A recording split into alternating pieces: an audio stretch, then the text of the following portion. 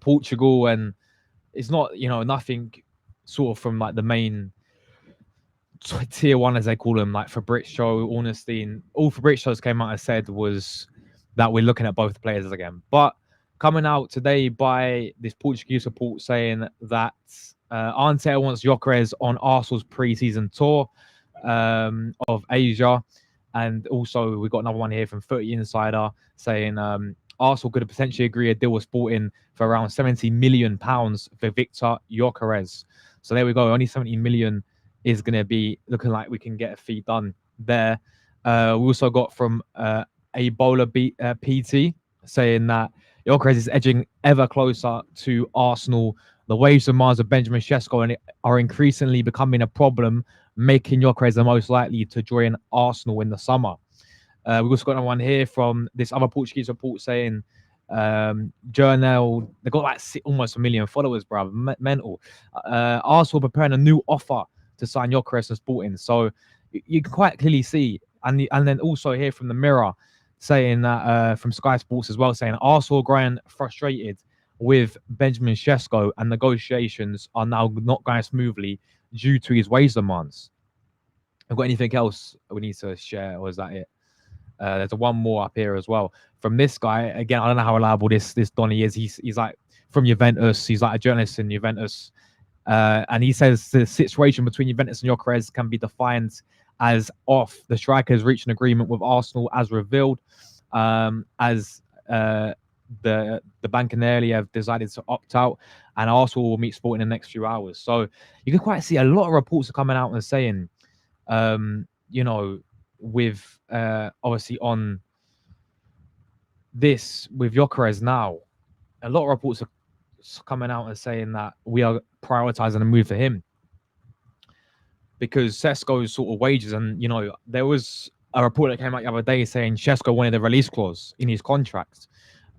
He's demanding a release clause. Him and his agent his agent was probably demanding a release clause in his contract, and obviously Arsenal were not happy of doing that. And now you had the talk as well of the whole wages going around, that he demanded too much wages for Arsenal. So that we may have turned our attention to Gyökeres. I'm not gonna get giddy. I'm I ain't gonna get gassed about it, people, just yet, because it seems at the moment we're still monitoring and we're interested in them and we're weighing up all the buzzwords, you name it, people, for either one of them. And I think, yeah, they're still interested in both of them. But Gyökeres seems that he's becoming more and more likely to sign for Arsenal and to be our number 9. And honestly, get this still done, man. 70 million. I know they're still a bit up in the air with his situation at Sporting. I know they want, he's not happy with Sporting. I think they just signed a new striker to replace Gyökeres as well. He's not even turned up to training back in pre-season. He's going to apparently just go on strike and not turn up for training because of what happens between him and the president. So it's still a bit up in the air in terms of what's going to happen with this, in terms of like the price tag. Excuse me. In terms of like, the price tag for him, they're saying 70 million. For me, it's an absolute no-brainer, people. Viktor Gyökeres is my guy, is the ideal guy for Arsenal. For me, number 9 that we've been missing since Aubameyang, people. It's as simple as that, really. You pay the money, 70 million, get this guy in before pre-season. We have Zubimendi, Gyökeres in, and then hopefully the winner, another midfielder as well. And we'd be good to go, man, for the new season. So, yeah, for me, 70 million, no-brainer. Get this deal done, people. At the moment, as I said, I'm not going to get we shouldn't be getting ahead of ourselves, people, just yet with this, because at the moment, the so-called like Ornsteins and Fabrizio, excuse me, man, I've got such a bad throat. All these top tier 1 journalists, they have not confirmed this as of yet. They've only confirmed that obviously Gyökeres wants Arsenal. Like, it's pretty clear. He's out there right now. All right, he clearly has made it clear that he wants Arsenal over anyone else. That's clear.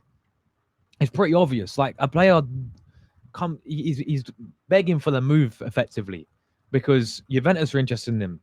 Top Italian side, I think they was actually going to pay more than what we were going to pay for him or something. He still rejected them.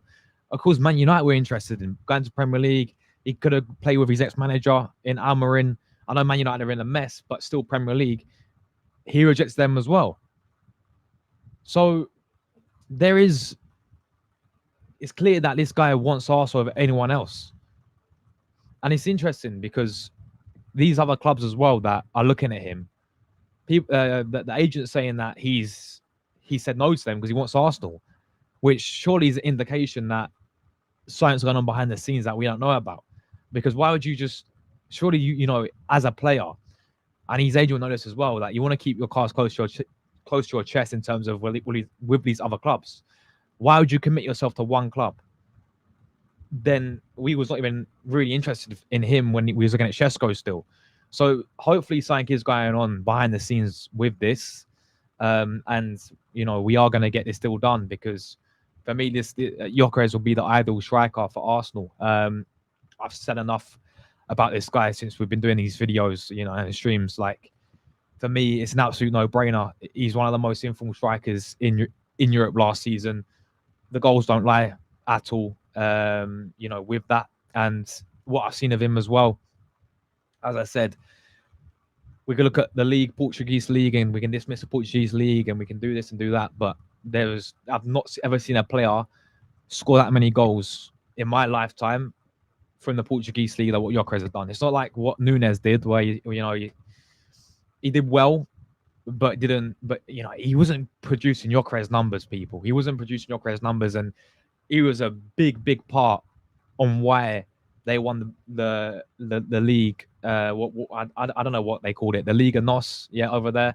He's the main guy last season, man, and he won the Portuguese Cup as well. We even watched the game, people, and he won a penalty, and he scored a penalty, and then they ended up obviously going and winning 2 trophies. So but not just in Portuguese league, Champions League. This guy has proven himself already in Champions. Bro, this guy just dunked on Man City big time, hat trick settings against Man City. And I know that's an awful Man City team, but still, you still got to go and do it, man. You still got to go and do it. And, he's proved it in the Champions League. He's proved it even in England as well. Like, Championship's a physical, tough league, isn't it? Over there at Coventry, and a lot of Coventry fans I've been looking at that. They've been saying this guy, they even watch him. They knew that he's a different class above the rest. And they knew this guy was going to be a superstar. So, yeah, like, this for me is an absolute no-brainer, people. And ultimately, we just need a flipping striker right now. We need it in this. I don't know how true it is, but this should be the standard. Like, we should be getting these players in before the preseason tour, and get them up and running, get them going for the new season. Because right now we are nowhere near ready, especially with the fixtures coming up as well. So yeah, Gyökeres, I'm starting to get a bit sort of, I'd say a bit excited. Yeah, what Josh Kroenke said. I'm starting to get a little bit excited, but at the same time, it's very early, sort of. It's not early, like in terms of we should be getting this done. We should be getting the deal done now. There's no excuses, people. But it's sort of like is this actually genuine? At the moment, it doesn't seem that way. It's just reports from Portugal. They say these different things every single week. One week it's like, we're not interested. Now we are interested again. These are the same reports that said that we put in a bid for Gyökeres, and now they're saying, that we haven't. So you can't really look in too deep into these Portuguese reports, but I think there is obviously genuine interest there, and like this could be a possibility. That why is this Gyökeres news came out just like this? Because maybe we have what do they call it? Like a U-turn. Maybe we have taken a U-turn, and we have gone and from Šeško. I don't know for what reason, because that deal, there's nothing with that deal at the moment, is it? It's just at the stage where we're just in negotiations with Leipzig. There's been no agreed fee, not even personal terms as of yet agreed. Nothing's been agreed with Šeško. So, and the whole talk of him wanting the release clause, demanding the release clause in his contract, the whole talk of the whole wages right now going around recently. Maybe we have changed our mind, and as we know the director Berta, he really is a big fan of Gyökeres. He's been pushing for the move. It's only because Arteta got his decision really that he went with Arteta to go for Šeško. It seems like maybe now that whole deal's, I don't know about falling apart, but not at a stage where we want it to be. let's not forget other teams as well. They need strikers. Liverpool just sold down Nunes. They're about to sell Nunes to Napoli. People, they're gonna look. They're gonna be wanting to look for replacements. They're gonna be wanting to look for strikers. Could they be looking at Gyokeres? Could they be looking at Šeško? Could they be looking at? So this is why we have to move fast with the targets. A lot of talk about Liverpool with Isak. I don't see that happening as of yet. But if there is genuine interest that Isak will leave Newcastle, we have to go all in for Isak. He ain't going anywhere though. Let's just be honest with it. Why would he leave Newcastle? He's not going anywhere, people. So Liverpool, they're not going to get Isak. They're going to get. They're going to be probably signing a new striker because Nunes is going to be going. Gyokeres could be that guy. Šeško could be in that list as well. And we could have a point where if we're still deciding what one we want to sign, we can be at a point where we could lose out on both of these strikers and instead end up with Ollie Watkins or someone else like that, which would not be ideal. As much as I don't mind Ollie Watkins, him on his own, is he good enough in on his own? We should have got him in January, people, if that was the case. So yeah, it's going to be interesting, people. Obviously, I'm frustrated with it. I think a lot of people can agree with this. We are very frustrated as Arsenal fans in this window right now. 23 days in, and people just want to sit there and say, just be patient, just be patient. We've been patient for a long time now. A long time. It's now, this is where we need to see the club show a bit of ambition and sign these top strikers and sign these top players that we desperately have needed for many years. And when we're seeing these other teams like Liverpool spend big money and sign these top class players, which we should be signing, when we see Man City sign these players, when we're seeing, these other teams sign players, it gets very frustrating, that we're just sitting there and we're 23 days in and we're not even announced anyone yet. Fair enough, Zubameni's going to be announced, but he was done in January, people. We, in terms of the actual striker and the winners, that's still what we need, people. And I'm not talking about Madueke. Yeah, I saw that yesterday, the day before, Arsenal line up and move for Madueke. Why? Please, no, we cannot keep. Kepa is bad enough. Like Kepa, I said, for the deal, 5 million, we take it, but still another ex-Chelsea player. But Madueke coming in as our winner next season, people. Nah, stop. Just don't even go there, people. It would not surprise me though if we went for Madueke. But yeah, as I said, people, we have to wait and see. Honestly, like we've been waiting for too long now. It seems like I don't even care. We've needed a striker for 3 years, ever since Aubameyang left, really. So yeah, there we go. Before we move on to some other, because there's quite a other piece of news I want to talk about. Make sure if you are guys, you're tuning in, smash up these like buttons up. Do me a favor, I'd be greatly appreciated. Smash like buttons up as well. Let's go with 50 likes today. That would be greatly appreciated. You're amazing people. So make sure you guys smash these likes buttons up as well.